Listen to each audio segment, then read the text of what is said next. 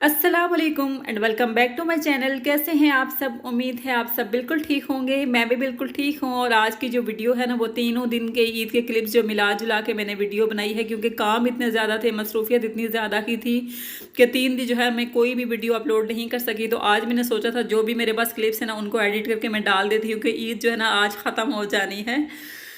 तो ये जो क्लिप मैं आप सबके साथ शेयर कर रही हूँ ना, ये ईद के फर्स्ट डे का क्लिप है। और ड्रेस तो मैंने आप सबको अपना दिखा दिया था, लॉन का ही मैंने लिया था। तो मैं आपको बताऊं कि ईद जब जब भी आती है ना, तो मेरे साथ पता नहीं ऐसा क्यों होता है कि जब भी इस तरह का कोई दिन आता है, मेरा दिल परेशान सा हो जाता है। मेरा दिल बिल्कुल भी नहीं चाहता मैं कोई कपड़े इस तरह ईद पे पहनूं, कोई तैयार हूँ, ख़ास तौर पर अपने लिए कोई तैयारी करूँ।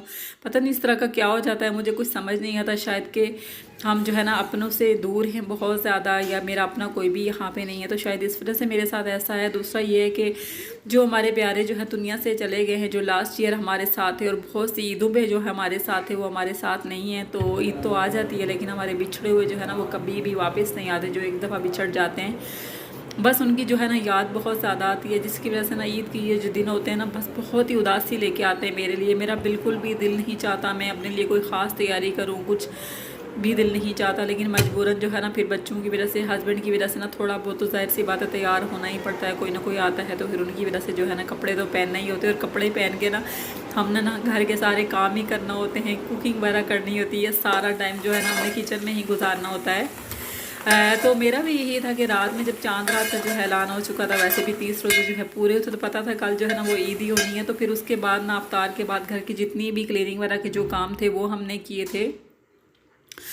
और क्लीनिंग के काम करने के बाद जब हम लोग फ्री हुए थे, मैं आपको बताऊं कि रात के जो है ना वो 2 बज चुके थे, जब हम लोग सारी घर की क्लीनिंग वगैरह और दूसरे दिन के जितने भी ज़रूरी काम थे ना, वो सब रात में ही हम लोगों ने कर लिए थे।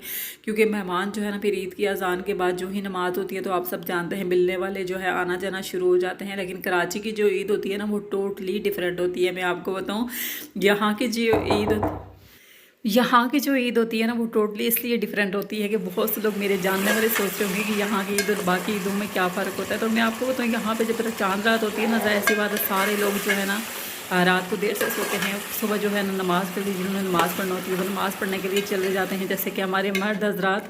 तो फिर औरतें जो होती हैं ना, ज़ाहिर सी बात है उन्होंने लंबी तार के ना सो जाना होता है। मेरे साथ भी ऐसा ही हुआ। हस्बैंड चले गए थे नमाज़ पढ़ने के लिए, उनके कपड़े जो थे ना मैंने रात में ही प्रेस करके रख दिए थे, ताकि सुबह जो है ना वो मुझे डिस्टर्ब नहीं करें। सारी उनकी जो तैयारी थी मैंने कर दी थी, और मैंने उनसे कहा था मैं सो जाऊँगी, आप चले जाना। और वापस आके फिर ज़ाहिर है उन्होंने भी सो जाना था, तो वो नमाज़ पढ़ने गए थे, फिर वापस आके ना वो सो गए थे। इसी तरह हमारी ना ईद तकरीबन 2 बजे तक हम लोग सोते ही रहे, और सारा दिन जो है ना वो 2 बजे तक जो टाइम था ना, वो हमने सो के ही गुजारा। ऐसी ही जो ईद है हमारी यहाँ पे गुजरती है। जैसे मरी में जब मैं थी ना, वहाँ पे ही होता है, वहाँ पे सुबह नमाज जब ईद की होती है, उसके बाद ना फिर बस आना जाना शुरू हो जाता है, और सारा दिन जो है वो गहमा गहमी लगी रहती है। लेकिन यहाँ पे ऐसा नहीं होता। यहाँ जो लोग हैं ना, वो जाहिर सी बात है वो ना शाम में ही जो है वो आना शुरू करते हैं। दिन में तो फिर सारे बिज़ी होते हैं सब, या फिर कुछ लोग सो रहे होते हैं, अपने अपने टाइम पे उठते हैं। तो यहाँ की जो ईद होती है ना, वो शाम के टाइम शुरू होती है।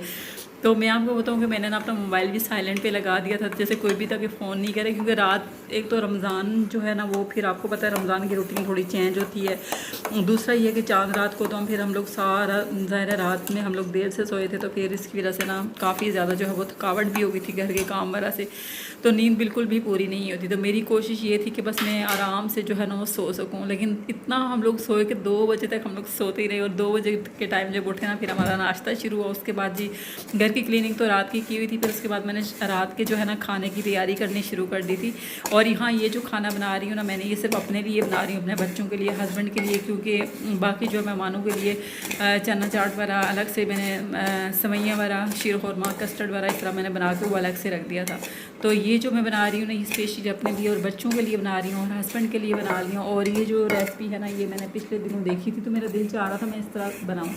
इससे पहले ना मैंने इस तरह की सवैयाँ कभी भी कस्टर्ड के साथ नहीं बनाई थी। कस्टर्ड तो वैसे मैं बनाती हूँ, लेकिन इसमें सवैयाँ जो है ना अक्सर मिक्स करके बनाती हूँ। लेकिन ये जो रेसिपी है ना, इस तरह मैंने नहीं बनाई थी। यहाँ मैंने सवैयाँ ली थी, इनको मैंने थोड़ा सा फ्राई किया था, चीनी मैंने ऐड कर ली थी। उसके अलावा इसमें ना पाउडर दूध जो होता है ना, वो भी ऐड करते हैं। लेकिन अभी मेरे पास पाउडर दूध नहीं था, तो वो मैंने ऐड नहीं किया था। बस यहाँ मैंने इनको 2-3 मिनट के लिए ना भून लिया था। उसके बाद यहाँ मैं इसकी एक जो है ना लेयर लगा दूँगी, और उसके ऊपर बस कस्टर्ड जो है वो फैला दूँगी, फिर ऊपर एक इसकी लेयर लगा दूँगी, फिर कस्टर्ड फैला दूँगी। और इस तरह करते करते ना फिर मैं इसकी जो डेकोरेट वगैरह ऊपर से जो इसको मैरिनेशन होती है वो भी कर लूँगी, गार्निश वगैरह। सॉरी, तो